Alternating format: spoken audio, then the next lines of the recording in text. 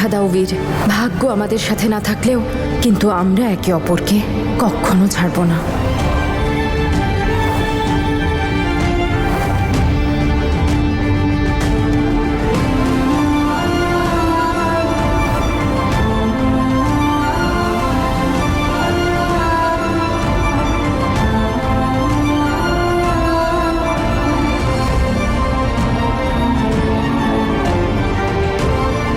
না তনু, ভাগ্য তোমার সাথে ঠাট্টা করেছে, কিন্তু আমি তোমার স্বপ্নের ঠাট্টা হতে দেব না। আমি খুব অন্যায় করে ফেলেছি তনু, আই এম রিয়েলি সরি।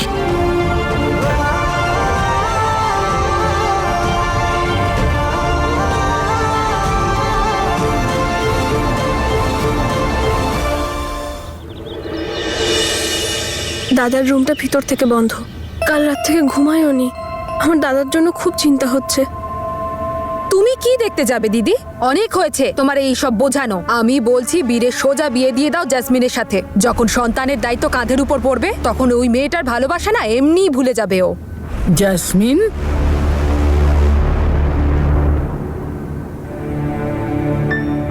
কেমন আছো তুমি মা? শরীর কেমন আছে তোমার? আমি খুব ভালো আছি মা। আসলে আপনাদের সবার সাথে একটা দরকারি কথা ছিল মা। আসলে আমি ভাবছিলাম যে আমি যত তাড়াতাড়ি সম্ভব বিয়েটা করে ফেলি। এই দেখো জেসমিন, আমার মনে হচ্ছে তোমার আমার চিন্তাধারা একই রকম। আমি তো একটু আগেই দিদিকে এই কথাই বলছিলাম যে এবার না খুব তাড়াতাড়ি বীর আর জেসমিনের বিয়েটা দিয়ে দাও। না মা, কি বীরের সঙ্গে নয়। আমার সাথে আর বীরের বিয়ে কখনো হবে না।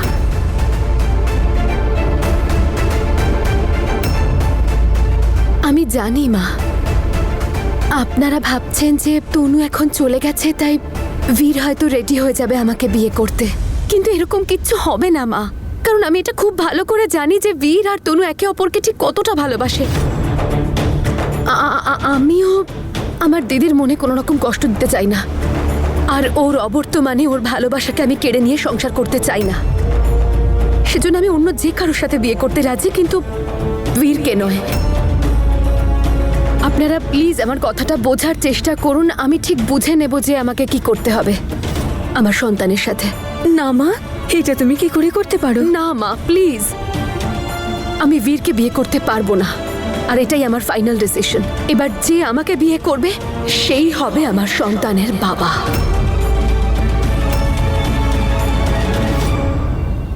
মা, আজ আমি আপনাকে আরো একটা কথা বলতে এসেছি। প্লিজ আপনি আমায় ভুল বুঝবেন না। বিয়ের পরে হয়তো আমি আপনাদের কারোর সঙ্গে আমার সন্তানের দেখা করাতে পারবো না, কারণ যদি আমার হবু স্বামী আমার সমস্ত দায়িত্ব নেয় তাহলে ওর কিছু কথা তো আমাকেও রাখতে হবে, তাই না? না মা, এটা তো আমাদের। মা, আপনি সামলান নিজেকে। আমি জানি এসব কিছু আপনাদের কাছে ভীষণ কঠিন, কিন্তু তার থেকে অনেক বেশি কঠিন আমার জন্যে। প্লিজ আপনারা আমাকে বোঝার চেষ্টা করুন। আমি আর অপেক্ষা করতে পারবো না। আমার পক্ষে খুব মুশকিল এসব। সেই জন্য আমি সবার থেকে অনেক দূরে চলে যেতে চাই। আমার নতুন ফ্যামিলিকে নিয়ে বাঁচতে চাই। কিন্তু বীর আমার নয় মা। আপনি প্লিজ ওর ঘাড়ে আমাকে শুধু শুধু এভাবে চাপিয়ে দেবেন না, প্লিজ। এক মিনিট মা। হ্যালো, হ্যাঁ, ম্যারেজ ব্যুরো থেকে? হ্যাঁ হ্যাঁ, বলুন না। মনদীপ অস্ট্রেলিয়া থেকে দেখা করতে চাই ভিডিও কলে। আচ্ছা, কোনো প্রবলেম নেই, আমি কথা বলে নেব। Thank you. দেখো মা, তুমি এরকম কিচ্ছু করো না প্লিজ। আমি তোমার কাছে হাত জোড় করছি, তুমি এরকম কিছু করো না। আপনি প্লিজ আমার কথাটা বোঝার চেষ্টা করুন। আউচ! কি হলো মা? ডক্টরকে ডাকবো কি? না মা, ও আজ প্রথমবার কিক করলো। না মা, আমি আমার ফাইনাল ডিসিশন নিয়ে নিয়েছি। ক্ষমা করে দেবেন আমাকে। সরি। একবার আমার কথা শোনো মা, তুমি এরকম কিছু করো না। জেসমিন, জেসমিন, এরকম কিছু করো না জেসমিন। জেসমিন,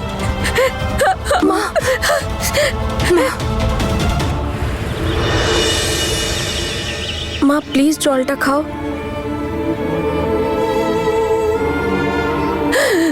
যাও না কেউ ওর কাছে। জেসমিন যদি উল্টো পাল্টা কিছু করে নেয় তাহলে যাও না ওর কাছে। আরে দাঁড়িয়ে দাঁড়িয়ে কি দেখছেন আপনারা? কেউ কিছু করছেন না কেন? ওকে আটকান। ও যদি অন্য কাউকে বিয়ে করে নেয় তাহলে দিদিকে কে সামলাবে এখানে? একটু চুপ করো। কেন বকবক করে ওর বিপিটা বাড়িয়ে দিচ্ছ? কি ভুল বলছে নিমো? মা প্লিজ একটু জল খাও।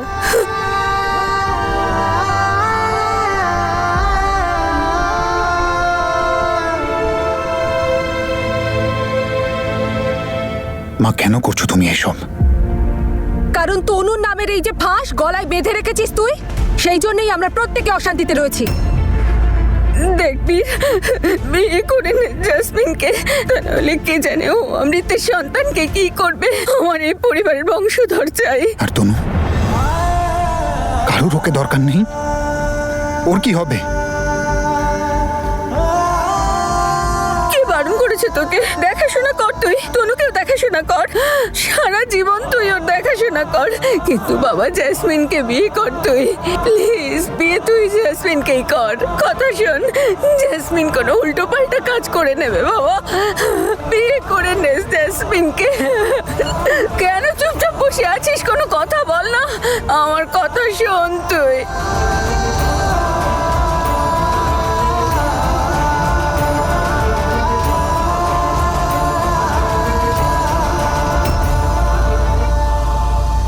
দেখবি, আজকে তোকে সিদ্ধান্ত নিতেই হবে।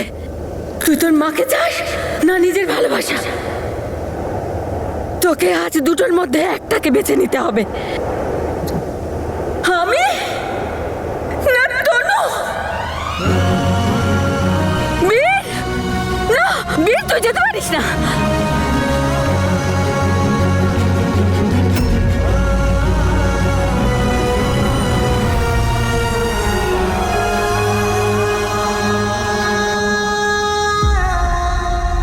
দেখবি, আজকে তোকে সিদ্ধান্ত নিতেই হবে। তুই তোর মাকে চাস না নিজের ভালোবাসা?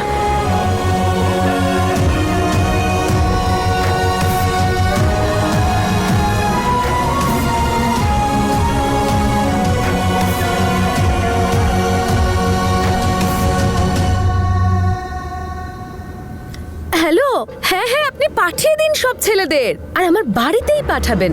আমার পেরেন্টসরাও তো সব ছেলেগুলোকে দেখবে। হ্যাঁ হ্যাঁ, আচ্ছা আচ্ছা। কোথায় থাকে? কানাডাতে? আর এজ কিরকম হবে? 50 বছর? আচ্ছা আচ্ছা, ঠিক আছে, পাঠিয়ে দিন। Thank you. তোরা দুজন কাল থেকে কিচ্ছু খাসনি। কাল যা হয়েছে সেটাতে আমারও খারাপ লাগছে। ভাগ্যে যা লেখা আছে সেটা তো ভুগতেই হবে, তাই না? বাবা রূপী, কিছু তো খেয়ে নে বাবা। বৌমা, তুমি ওকে খাওয়াও আর নিজেও খাও। কতদিন খিদে পেটে থাকবে তোমরা?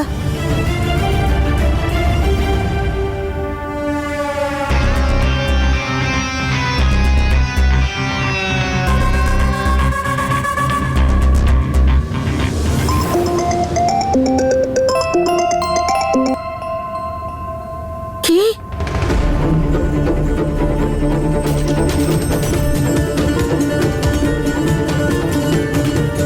মাহি ফোন করেছিল। বীরের মায়ের শরীর খুব খারাপ। জেসমিন গিয়ে সবকিছু বলে দিয়েছে। মা, বীরের মায়ের শরীর খারাপ হয়ে গেছে? আমি তো শুধুমাত্র আমার দায়িত্ব বলে ওনাকে বলে এসেছিলাম। আমি কি করে জানবো যে ওনার শরীরটা হঠাৎ করে খারাপ হয়ে যাবে? আরে বিয়ে তো দূরস্থ, এখনো আশীর্বাদ হলো না, আর তুই ঢাক পিটিয়ে এসছিস। সেই জন্য ওনার শরীর খারাপ হয়েছে। মা, তুই জানিস তো তোর সন্তান নিয়ে ওনার কত আগ্রহ। তাও তুই। জেসমিন, তুই কোনো কথা বুঝতে চাস না কেন মা? আরে আমি তোকে বলেছি না যে আমি তোর পাশেই আছি? তাহলে কেন কেন এত তাড়াহুড়ো করছিস মা? বাবা এসব কি কথা বলছো তুমি? এখানে তুমি তাড়াহুড়ো কোথায় দেখতে পেলে আমাকে একটু বলবে প্লিজ? আরে আমার গর্ভে ওদের বংশের সন্তান বড় হচ্ছে, আমি অন্য কাউকে বিয়ে করতে চলেছি, সেটা ওনাদেরকে ইনফর্ম করব না? আমার মনে হয় আমাদের ওখানে যাওয়া উচিত এক্ষুনি। ঠিক বলেছো মা, তুমি যাওয়া উচিত। হ্যাঁ মা, তুমি ঠিকই বলেছ। মায়ের এই অবস্থার জন্য শুধুমাত্র আমিই দায়ী। আমিও যাব তোমাদের সবার সাথে। আমি তো শুধু আমার দায়িত্ব ভেবে বললাম, আমি কি করে জানবো যে এইভাবে, আর আমি গিয়ে বলবো মাকে যে আপনি এভাবে অসুস্থ হয়ে পড়লে চলবে নাকি? এখনো তো আপনাকে আপনার হবু নাতির মুখ দেখতে হবে। ঠিক আছে, চল। দিদি, আপনি তো জানেন ও অবুঝ, কিচ্ছু বোঝে না একদম। অকারণে ঢাক পিটিয়ে আপনাদের বিরক্ত করেছে। এখনো তো বিয়ের কোনো কথাই হয়নি। ওর হয়ে আমি আপনার কাছে হাত জোর করে ক্ষমা চাইছি, ক্ষমা করে দিন ওকে।